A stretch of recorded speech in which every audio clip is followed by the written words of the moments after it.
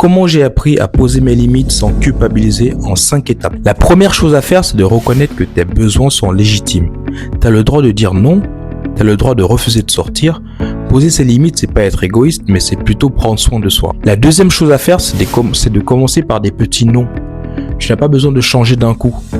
Tu peux commencer par refuser des propositions de sortie si tu es fatigué. Tu peux dire non à des services si tu n'as pas le temps de les rendre. En fait, tu as besoin de commencer par des petits noms pour gagner en assurance. La troisième chose à faire, c'est d'utiliser une communication claire et calme.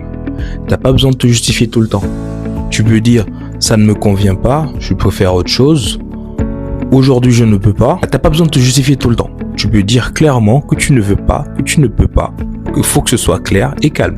C'est tout. La quatrième chose à faire, c'est d'accepter de décevoir des gens. Tu ne peux pas plaire à tout le monde, donc forcément, en faisant des refus, tu vas décevoir certaines personnes.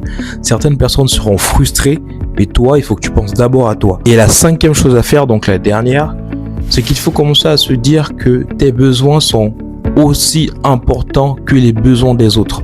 Donc, parfois, on est trop altruiste, on pense trop aux autres, mais parfois, il faut se dire, aujourd'hui, mes besoins sont plus importants que les besoins des autres. Voilà. Donc c'est prendre soin de soi, c'est pas du tout être égoïste. Donc voilà mes 5 méthodes. Dites-moi si vous utilisez une autre méthode ou pas pour éviter de culpabiliser quand il s'agit de mettre vos désirs en avant.